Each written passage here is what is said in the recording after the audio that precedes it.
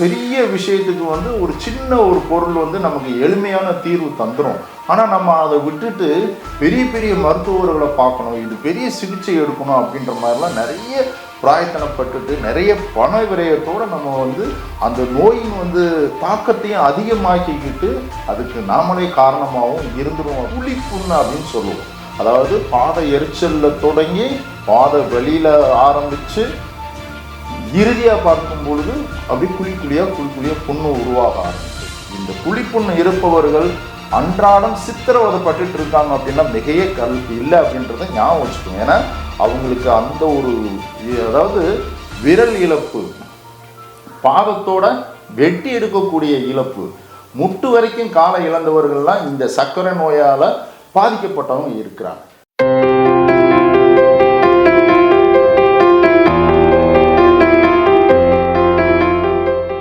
வணக்கம் உணவு மருந்தும் நேயர்களே. நம்ம இந்த உணவு மருந்து சேனல் மூலமாக சின்ன குறிப்புகள், அதாவது ஒரு பெருநோய்களுக்கானாலும் சரி அல்லது சின்ன குற்றங்கள், ஒரு சொரியுது, கொஞ்சம் தாகமாக அதிகமாக இருக்குது, இந்த மாதிரி சின்ன பிரச்சனைகளுக்கு நீங்கள் வீட்டில் இருந்தே ஒரு சில பொருட்கள் மூலமாக ஒரு முழுமையான தீர்வு பெறுவதற்கான எல்லா முயற்சிகளையும் செய்து தான் ஒரு குறிப்பை உங்கள் பார்வை கொண்டு வர்றோம். அதை புரிஞ்சுக்கணும். என்ன அப்படின்னா, இப்போ ஒரு பெரிய விஷயத்துக்கு ஒரு சின்ன ஒரு பொருள் நமக்கு எளிமையான தீர்வு தந்துடும். ஆனால் நம்ம அதை விட்டுட்டு பெரிய பெரிய மருத்துவர்களை பார்க்கணும், இது பெரிய சிகிச்சை எடுக்கணும் அப்படின்ற மாதிரிலாம் நிறைய பிராயத்தனப்பட்டுட்டு நிறைய பண விரயத்தோடு நம்ம அந்த நோயின் தாக்கத்தையும் அதிகமாக்கிக்கிட்டு அதுக்கு நாமளே காரணமாகவும் இருந்துரும் அப்படின்றதான் இந்த இடத்துல ஞாபகப்படுத்துகிறோம். அதனால தான் நம்ம உணவு மருந்து சேனல் மூலமாக நம்மளுடைய ஒரு பார்வையாளர்களுக்கு எந்த ரூபத்திலேயாவது ஒரு தீர்வு தரணும் அப்படின்ற ஒரு முழு நோக்கத்தோடு இந்த குறிப்புகளை உங்களுக்கு தொடர்ந்து சொல்லிக்கிறேன். இன்னைக்கு என்ன குறிப்பு அப்படின்னு பார்க்கும்போது நேர்களே, இந்த சர்க்கரை நோயினுடைய உச்சபட்ச வெளிப்பாடாக வரக்கூடிய இந்த காலில் ஏற்படக்கூடிய குழிப்புண் அப்படின்னு சொல்லுவோம். பார்த்துருப்பீங்க. அதாவது ஒரு 15 வருஷம் இருக்கும் சில பேர்த்துக்கெல்லாம், 20 வருஷம் இருக்கும் சில பேர்த்துக்கு. புண்ணுலாம் மேக்சிமம் வராமையே அவங்க கடந்து வந்திருப்பாங்க.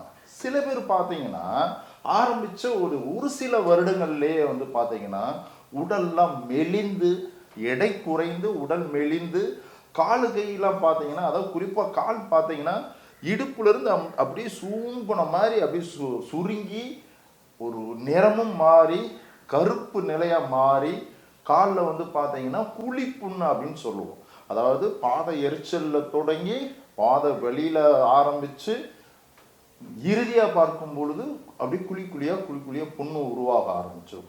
இந்த புண்ணு பார்த்தீங்க அப்படின்னா கூடிய விரைவில் அந்த புண்ணு இருக்கிற இடத்த தாண்டி மேலேறி காலையே அறுத்து எடுக்கக்கூடிய ஒரு விளைவை உண்டு பண்ணுமா அப்படின்னா கண்டிப்பாக கால் இழந்தவர்களுக்கு நான் சொல்றது புரியும். சரி, இந்த புண்ணு இருக்கு, என்ன பண்ணலாம்? இந்த புண்ணு ஆறுவதற்குண்டான ஒரு எளிமையான குறிப்பு ஏதாவது கிடைச்சிருமா? அல்லது இந்த அதாவது ஒரு மருத்துவ சிகிச்சை மூலமா இந்த புண்ணு ஆறுவதற்கு உண்டான முகாந்தரமே இல்லையா அப்படின்னு இருப்பவர்களுக்கு இந்த எளிமையான குறிப்பு நேர்களே. நான் சொல்றது கொஞ்சம் மெனக்கெடுங்க, சொல்றதை கவனமா கேளுங்க. 1க்கு 2 தடவை இந்த வீடியோ போட்டு பாருங்க. என்ன தேவைப்படுது? திரிபலா பொடி. என்ன சாப்பிட்றதுக்கு உண்டான பொடி சொல்றேன்னு நினைக்கிறேன். திரிபலா பொடியை எடுத்துக்கோங்க. அது ஒரு பெரிய ஸ்பூன், 1 ஸ்பூன், ஒரு 1.5 டம்ளர் தண்ணி. இந்த திரிபலா பொடியை போட்டு ஒரு சிட்டிகை மஞ்சள் தூள், முடிஞ்ச அளவுக்கு நல்ல மஞ்சளாக இருந்தால் நல்லது, ரசாயனம் கலக்காத மஞ்சளாக இருந்தால் நல்லது.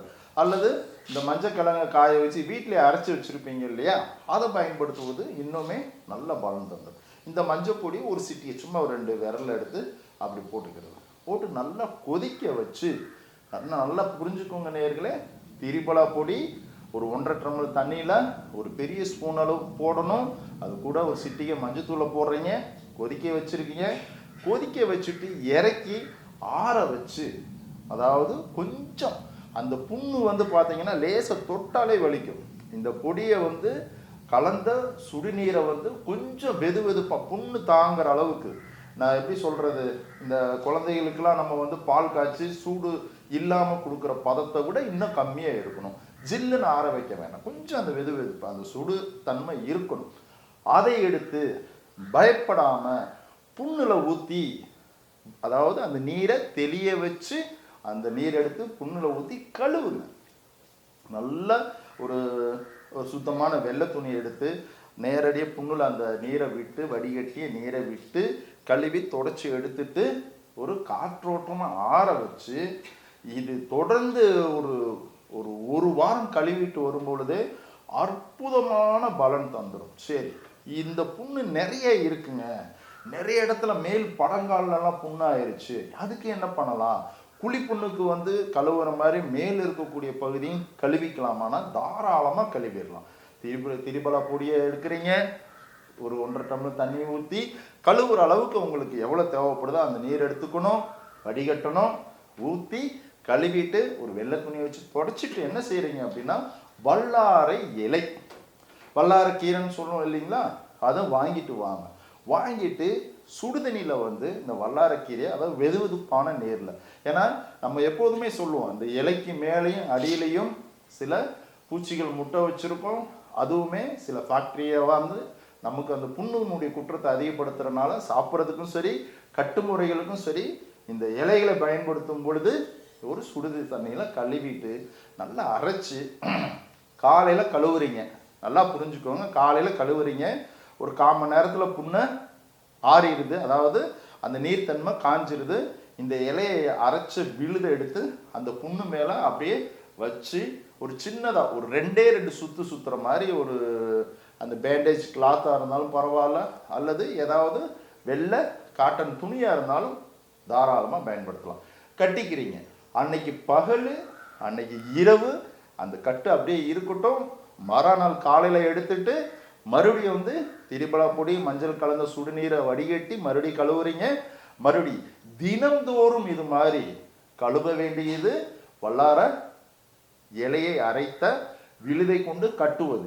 இதை செய்துட்டு வரும். இங்க பாருங்க, தெளிவா சொல்றேன், இந்த குழிப்புண்ணு இருப்பவர்கள் அன்றாடம் சித்திரவதைப்பட்டு இருக்காங்க அப்படின்னா மிகையே இல்லை அப்படின்றத ஞாபகம் வச்சுக்கோங்க. ஏன்னா அவங்களுக்கு அந்த ஒரு, அதாவது விரல் இழப்பு, பாதத்தோட வெட்டி எடுக்கக்கூடிய இழப்பு, முட்டு வரைக்கும் காலை இழந்தவர்கள்லாம் இந்த சர்க்கரை நோயால் பாதிக்கப்பட்டவங்க இருக்கிறாங்க. சரிங்க, இதனால முழுசா இது ஆறிடுமா? உறுதியாக ஆறிடும். இதற்கு கூடுதலாக நேயர்களை திரும்பவும் சொல்கிறேன், ஏன்னா நீங்கள் வல்லாரக்கீரை எப்படியாவது உங்களுக்கு எளிமையாக கிடைக்கக்கூடியதுதான். திரிபலா பொடி நாட்டு மருந்து கடையில் வாங்க போகிறீங்க. நீங்கள் எங்கேயாவது போய் மலைகளில் போய் தொலாவி எடுத்துகிட்டு வரக்கூடிய எந்த மூலிகையும் உங்களுக்கு இது வரைக்கும் அப்படின்னு சொன்னதில்லை, இந்த இடத்துல ஞாபகப்படுத்தணும். அதனால் என்ன செய்கிறீங்க அப்படின்னா, இந்த வல்லாரக்கீரையை கொஞ்சம் கூடுதலாக வாங்கி எப்போதும் போல தான் சுத்தமாக கழுவி ஒரு 2-3 கட் பண்ணி ஒரு பாயிலையோ ஒரு நல்ல துணியிலையோ நிழல் காய்ச்சலாக காய வைங்க. திரும்பவும் சொல்கிறேன், வல்லார இலையை பச்சையை அரைச்சி புண்ணுக்கு கூட கட்ட சொல்கிறேன். கூடுதலாக வல்லாரக்கீரையை வாங்கிட்டு கழுவி துணியில் தொடச்சி 2-3 துண்டுகளாக வெட்டி நிழல் காய்ச்சலாக நல்ல சருகு மாதிரி காய வச்சு எடுத்து அரைத்து ஒரு முடிஞ்சால் ஒரு நைஸ் ஜல்லடையில் போட்டு ஜலிச்சு எடுத்துக்கோங்க. இல்லை நல்ல பவுடர், நல்லா ஒரு நல்ல நைஸாக அரைகிற மாதிரி மிக்சியில் கூட போட்டு தாராளமாக அரைத்து கொண்டு அந்த பொடியை திரும்பவுங்க புளிப்புண்ணு திரிபலா மஞ்சள் கலந்ததை கழுவுறீங்க, வல்லார கீரையை கழுவி அரைச்சி விழுதாக்கி கட்டிக்கிறீங்க. கூடுதலாக இந்த வல்லார கீரையை காய வச்சு அரைச்சதை சுடு தண்ணியிலையோ பால்லையோ கலந்து காலை ஒரு நேரம் எவ்வளோ சாப்பிட்லாம்? தாராளமாக ஒரு ஸ்பூன் அளவு, ஒரு 1/2 டம்ளர் பாலில் ஒரு பெரிய ஸ்பூன் அளவு வல்லாரக்கீரையை தொடர்ந்து உள்ளுக்குள்ளேயும் எடுத்துக்கொள்ளும் பொழுது சகோதர சகோதரிகளே, திரும்பவும் சொல்கிறேன், இந்த ஒரு கடுமையான ஒரு குற்றத்துலேருந்து நீங்கள் உறுதியாக ரொம்ப ரொம்ப செலவே இல்லாத ஒரு வீட்டு குறிப்பு மூலமாக நீங்கள் வெளியில் வருவீங்க அப்படின்றத நான் அந்த இடத்துல ஞாபகப்படுத்திக்கிறேன். இது எப்படியாவது ஒரு வீடியோ போடுவதன் மூலமாக உங்களை வரவேற்பதற்கான நோக்கம் அல்ல, எப்படியாவது நீங்கள் ஒரு நோயிலேருந்து வெளியில் வரணுன்ற நோக்கமாக இந்த வீடியோ ஒவ்வொரு இடத்துலையும் நாங்கள் பதிவு பண்ணி உங்களுக்காக அனுப்பிச்சிட்ருக்கோம். இதை பயன்படுத்துங்க. இதில் ஏதாவது சந்தேகம் இருக்கும் பட்சத்தில் இந்த வீடியோவை 1க்கு 2 டைம் போட்டு பாருங்கள். உங்களுக்கு ஒரு தெளிவான ஒரு செய்பாகம் கைபாகமாக கிடைச்சிடும். செய்து பாருங்கள், கண்டிப்பாக இந்த குறிப்பு உங்களுக்கு பயனுள்ளதாக இருக்கும். இந்த வீடியோ பார்ப்பவர்கள் உங்களுக்கு கண்டிப்பாக இந்த ஒரு நோய் குற்றம் இல்லைனாலும் ரொம்ப சந்தோஷம்.